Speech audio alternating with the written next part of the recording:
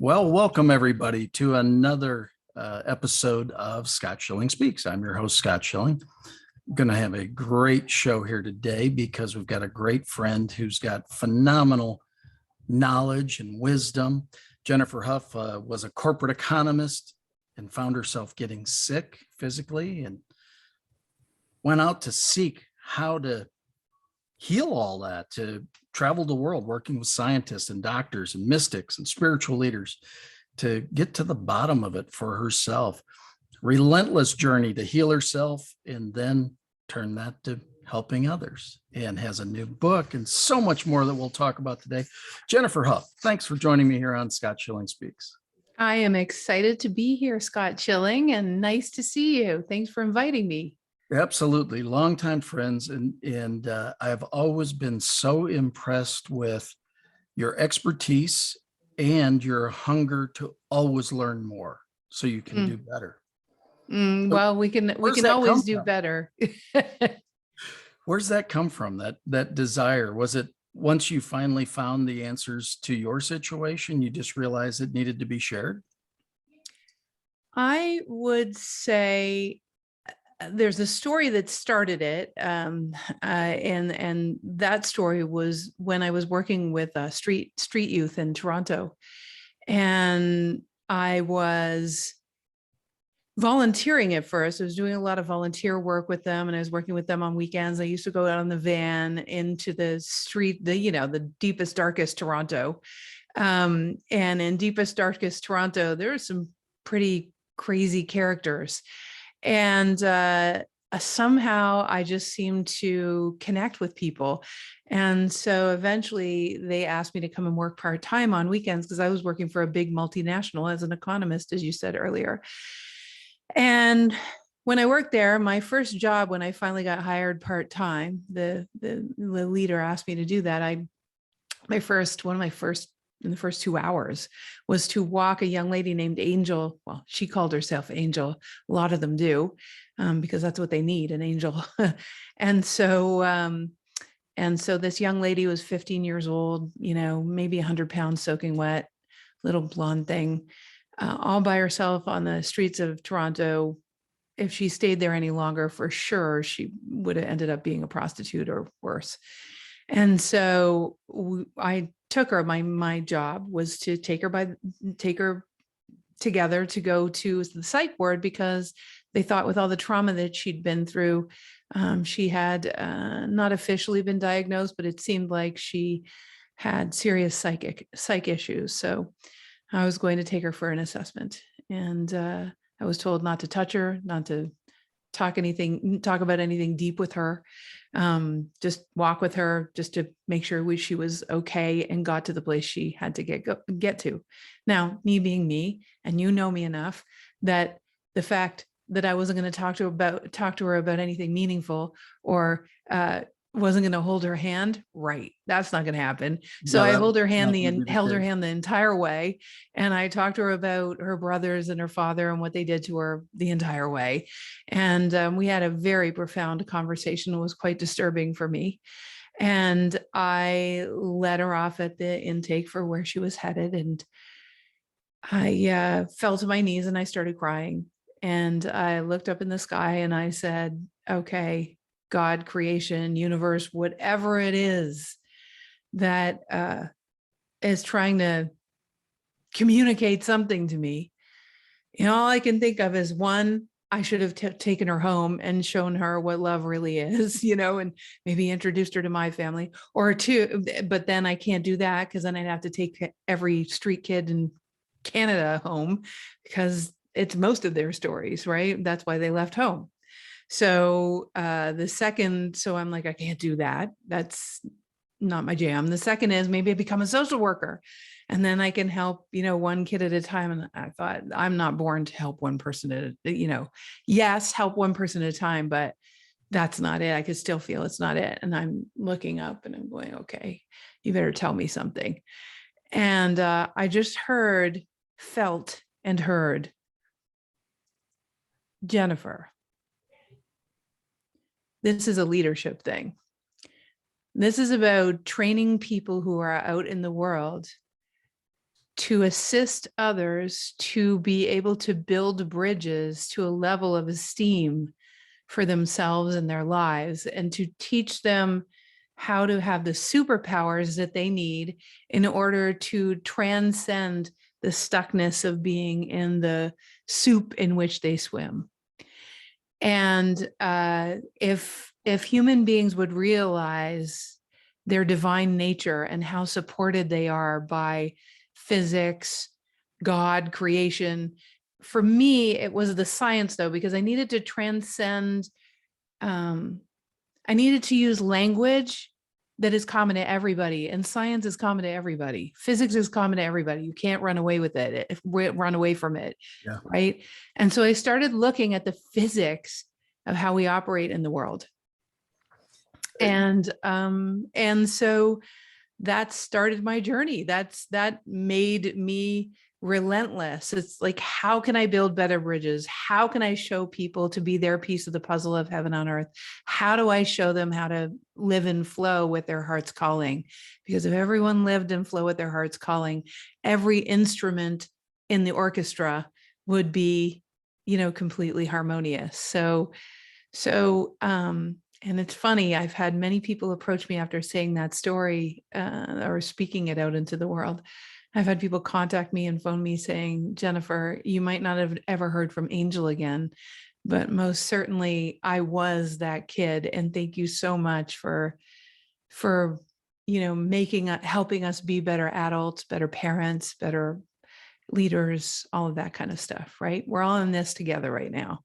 Absolutely. And again, you and I have known each other for quite some time, and it's really what this show is about, is sharing messages of hope and inspiration, teaching and training others to do the same, and building community, building those who love and respect and honor each other so that we could dignify each other and lift each other up. So that's why I knew this would be a very powerful show as we go through here. So I know you have a great question that you start the year with each year. Will you share it with us? So I say it differently every time, Scott. And I promise you, even with us having the conversation right now, if I ask this question, you're already going to be thinking about it, because it's such a, like, it changed my life. This dude his name is Shannon. He was standing up on stage, and he asked it in a different way, in the way that made sense to him. And I just had one of these, So it goes something like this.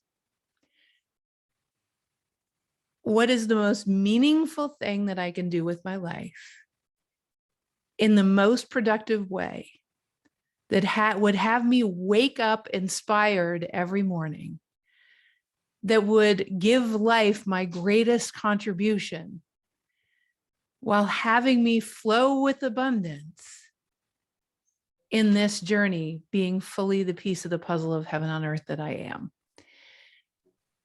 And when we start to be someone who's interested in consistently answering that question, it goes back to the first question you asked me, right? Like, why do you keep pursuing? Why? Because, oh my gosh, once you understand how powerful, how metaphysical you are, how many layers and dimensions there are to us and our abilities, my goodness, right? Why would you stop? It just gets more and more alchemical and magical. We start to be able, I'll give you an example, Scott. Okay. So I have this, for a long time, I had this sense of urgency inside, and I still have it, but it doesn't last very long because I answer the call of that urgency pretty consistently. So I don't know if anyone that's listening right now has ever felt that feeling of urgency, like something is calling them. You can't put your finger on it. I remember talking to my bestie and general manager, Jeannie, all the time. I don't understand. This is driving me crazy. How come I can't get, like, what is it? I know there's some expression of me that would make a big difference. Why does it keep bothering me? And what happened was there was a bridge that needed to be built there's this I call it divine frustration. Okay. This is what divine frustration is. Divine frustration is when God, the universe, consciousness, physics has already come up with the answer to the question that I asked earlier. Right. But you haven't vibrationally or emotionally or spiritually caught up with it. Yeah. And it's okay. Divine frustration is awesome because the key to what I just said is the answer's already there. Yay! Because there wouldn't be divine frustration unless the answer was already there. So woo woo, the answer is already there. It really is just a question of starting to learn in your language from your kind of teacher, the kinds of things that allow us to line up with what's calling us, line up with, our reason for being born. And I'm talking about emotionally, spiritually, and getting your skills caught up. And my skills were not caught up. So I had to go and take programs and do all these things in physics to be able to build the bridge from where I knew humanity, what I was witnessing was where humanity was, to where humanity can be, right? Where human beings can be. Yeah. And this amount of polarity that's happening right now, that is not where we can be. No, not in the least. And that's what I said. We can solve any issue, but you can't be 180 degrees apart. Mm-hmm. There's too great a divide. I mean, you can be this far apart. You can't be this far apart. It just doesn't work that way. It's interesting that you call it divine frustration. In one of my books, I created the term positive discontent. I love it. And positive discontent is being unabashedly grateful for everything that's happened to this moment, mm-hmm. and yet knowing there's more. Yep. And so that you want to strive. And that's, again, a shameless plug for the show here. That's really where we're going with the show, mm-hmm. is to help people understand there's so much good in the world, and there's not enough. It's not for lack of people who want to do good. It's not for lack of people that can do good. Mm-hmm. It's for lack of support of them doing good. And that's crazy. And so I'm going to do whatever I can do. Exactly. With as trained up as I have been, or as trained up as I actually showed up. Yeah. Which is now coming out. And so that's why I think it's interesting how you and I circle back around the language, to be able to do this. You're bringing up something, Scott. I want to case in point.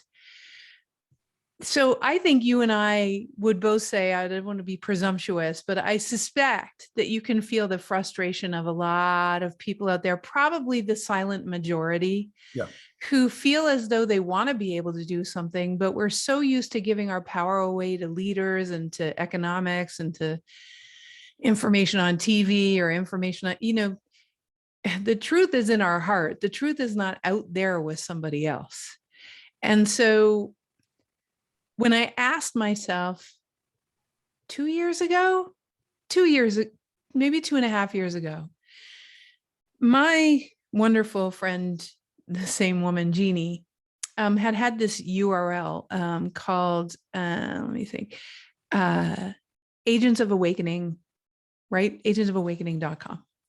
And I thought, that's really good, Jeannie. I'm sure someone someday will really like that. Nice. And I thought to myself, yeah, right. And so this is me catching up to myself. It's a perfect example of me catching up to myself. And I really seriously am not saying this to advertise that. I want, everyone's got their version of what I'm about to say, just like this show is your version of it, Scott, right? So don't ignore that calling, because what happened was, as I caught up to the skills I needed, as I started to learn from some of the leaders that I learned from, as I let myself be courageous and allow myself to be seen in a certain way, even writing this book is a huge leap in vulnerability for me, like massive leap. This is no small thing to me. I'm not going to pretend like I have it all handled in that realm, because I don't. But about a year and a half now, I had a little dream and I said to Jeannie, dude, I want to create something where people have a place to go, so that the ones that feel called by something greater and the ones that feel that sense of urgency, because it's exactly what you said, Scott, there needs to be infrastructure for people to be able to play the game. And I believe, I could be wrong, but I really believe, after working with tens of thousands of people, that the silent majority are people that want to do something, but there's no direction. And Right. so I said, I just can't live in that anymore. So my entire team and I created something that is about to be a movement. And it's a movement of people on every side of every issue. We don't care what you think about vaccines. We don't care about what you think about conspiracies. We don't care about what you think about politics. We don't care about any of that stuff, because it's irrelevant to what it's going to take in order to move the needle. And in order to stop going like this, like you said, Yeah. in order to actually come more like this, because we all want the same things. And so, so the vision for it was, once a month, there's a topic that it doesn't matter where you are in the world. It doesn't take money to participate in. It's like Earth Day every month, right? Except on another subject. Yeah. And it's really funny. The idea came to me because one of the people that's in my life is the guy that created Earth Day. 3 people that created Earth Day are my friends. Yeah. And that I said, I want that, but I want that every month, where people can, I don't want people to forget. I want people to plan for their community day, for their make a difference day.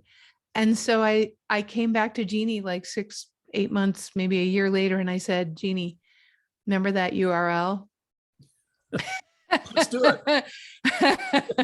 Right. And so that's what we've created. We've got, we've got momentum in it. We've got pod leaders from, like, people. I know people want it because people jumped in and they said, I want to be a pod leader. I want to lead in my area of the world. And we're going to talk about important things. And then we're going to co-conspire on Community Day on what we're going to do. And we're all going to go out and do it. And it doesn't even matter if we do it together because of COVID, if you have an issue with that or not.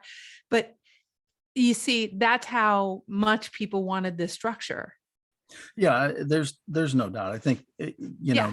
we say it from stage a lot of times, somewhat tongue in cheek, but it's really not. People are Yeah. sick and tired of being sick and tired. Yeah.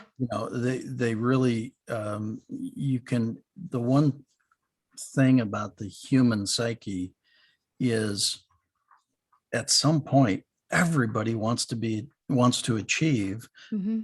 because they want to be loved, and Yeah. they want to love. Yeah. They want to give and receive. Yeah. Right. I mean, And what else is there, really? no, really. And it was interesting, with, normally we try not to create date stamps on this, but yesterday being Martin Luther King's birthday here in the States, Yeah. And if you really look at how brilliant that speech was so many years ago, Ridiculous. be judged on the content of your character, not the color of your skin. Simple concept, right? Yeah. And so much other it's about coming together and having discussion over issues, Mm-hmm. and in coming together and lifting up, and again, living our highest and best lives. I mean, we all have that opportunity. Yeah. And unfortunately, the clock's ticking on so many people right now. Well, there's good news and bad news too, because in physics, I mean, the bad news is the polarity is so far for some people now. They've collected evidence for their point of view so deeply.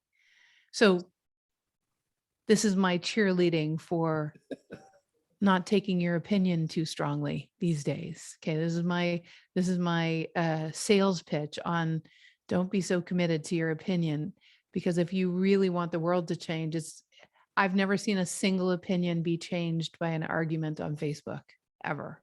No. It doesn't make a fig of difference. It's just people wanting to be heard. And the thing is, here's the thing. Here's the good news.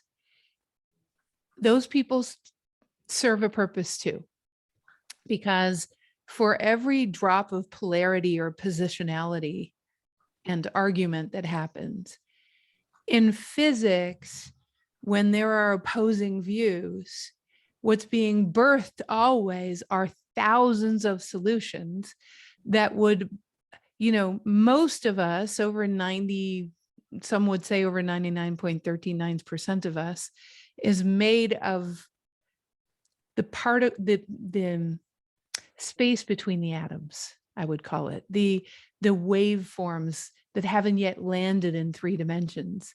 So think of it like pure possibility. Something that hasn't yet landed in our reality is like pure possibility.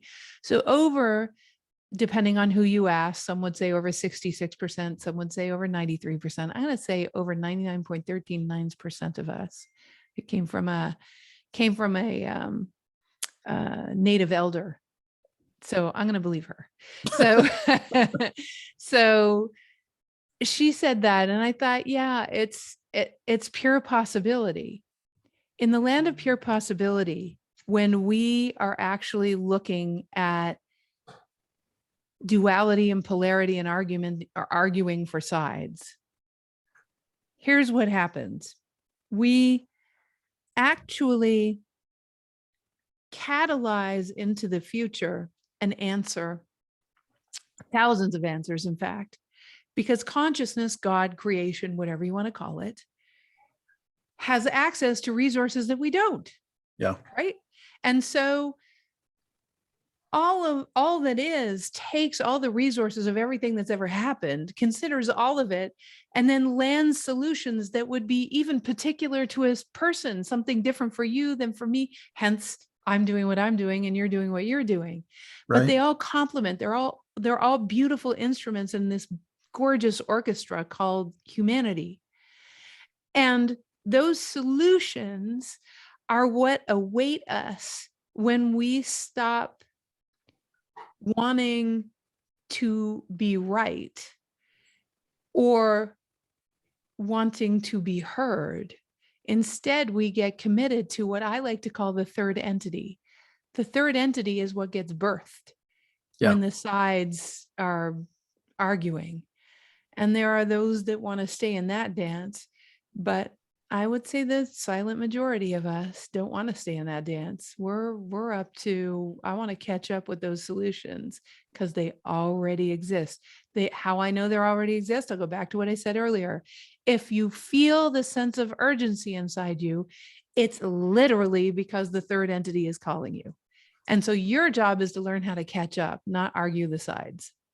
Yeah, it's interesting you say that because we were talking about a business situation, and I know this sounds silly, but the verbiage on a button on a website yesterday, and we obviously put what we believe to be the best verbiage on that button when we originally did it, right?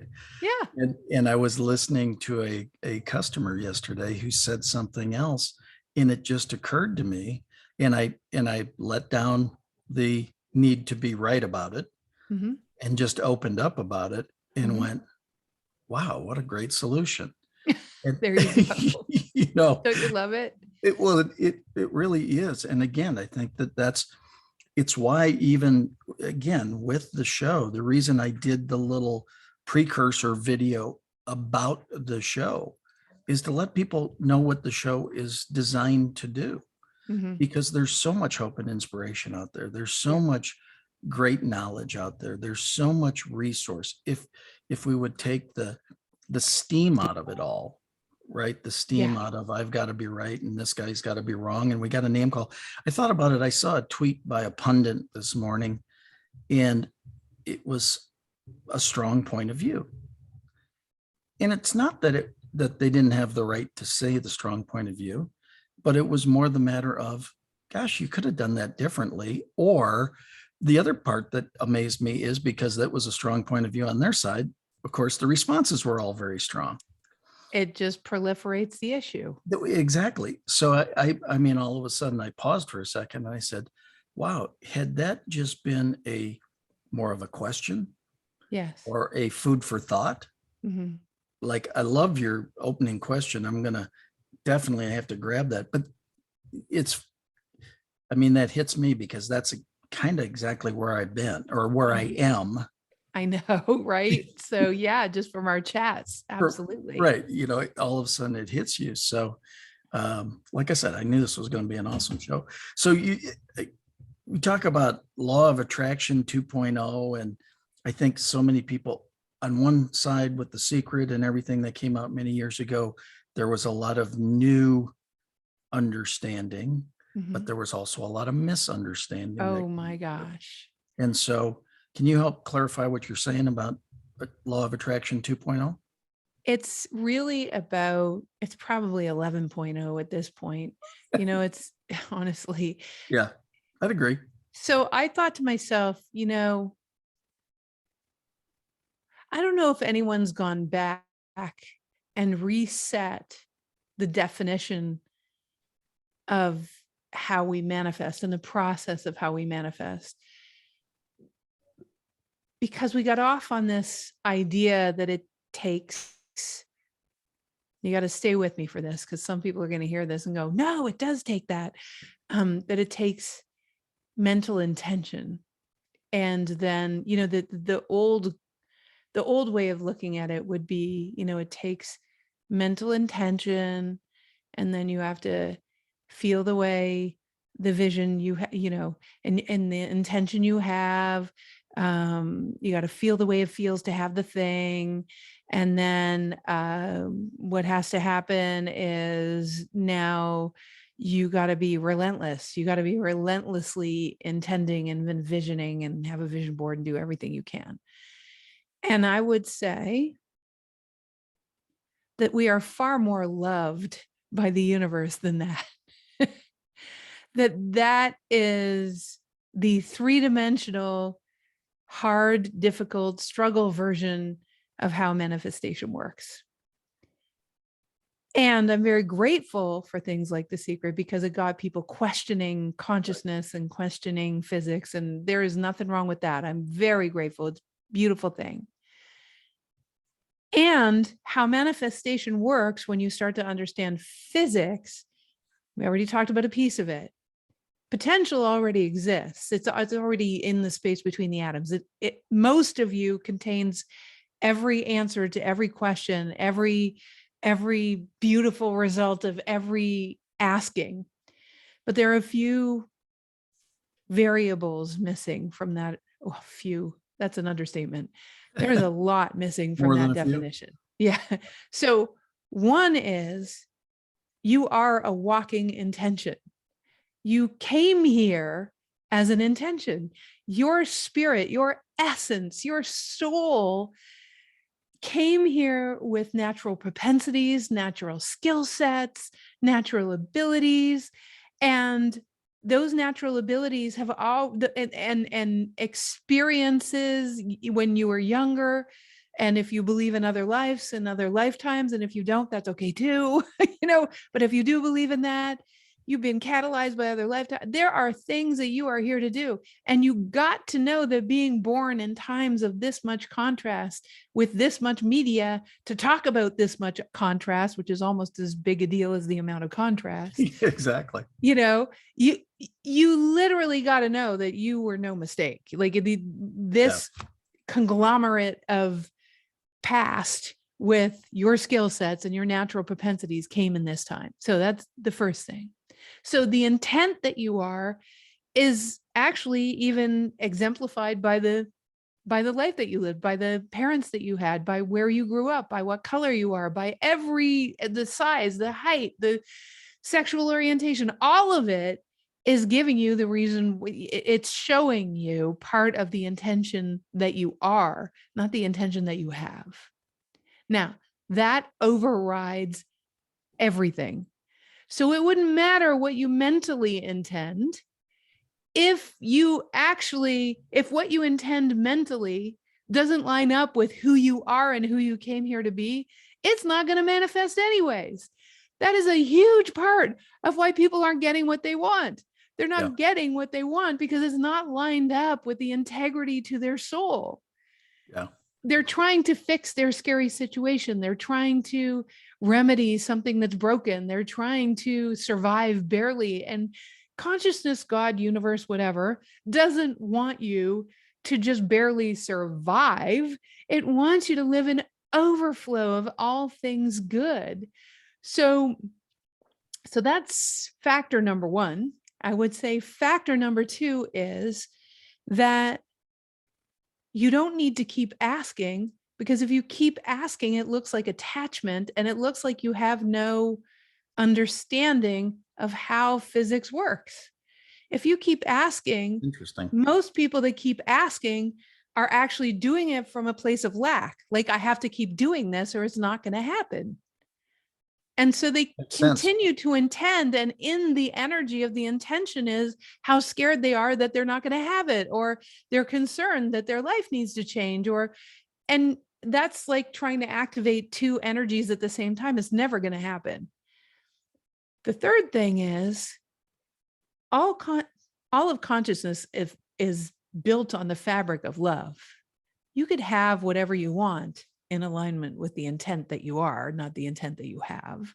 You can have whatever you want, whatever would serve, whatever would bring your mind peace, whatever would make your heart sing. You can have whatever you want. You can do whatever you want. In physics, everything is possible. However, one must, if we were talking religiously, we would say one must have faith.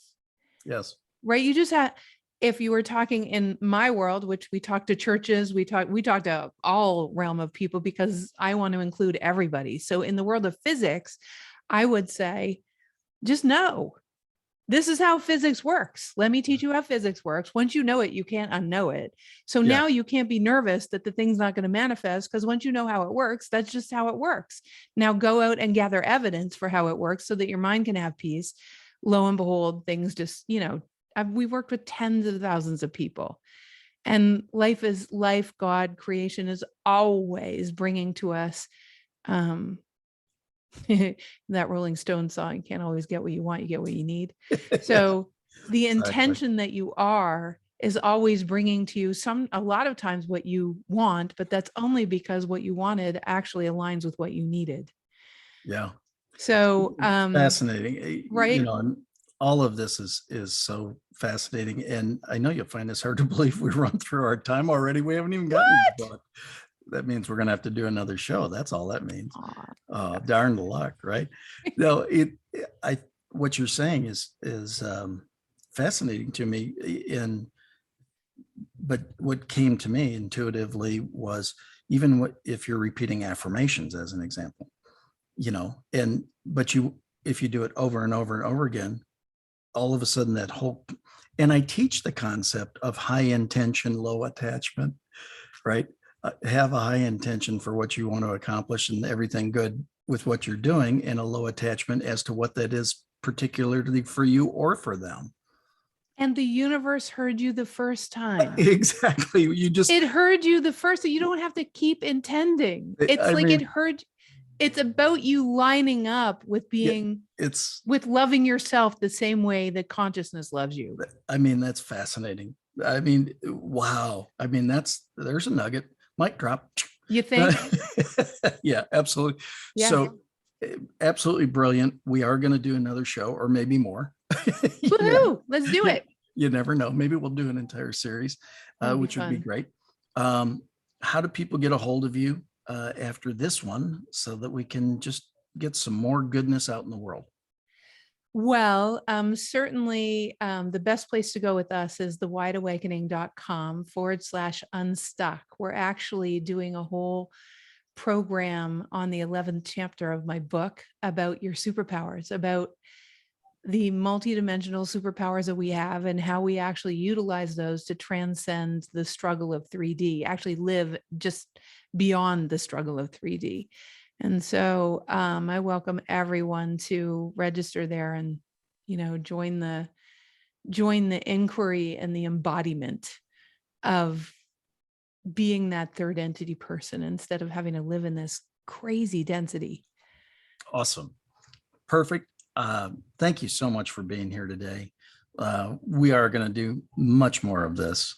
And so, and thank all of you for joining us here on Scott Schilling Speaks today. We'll talk to you again, same time at the next event. God bless. Thank you.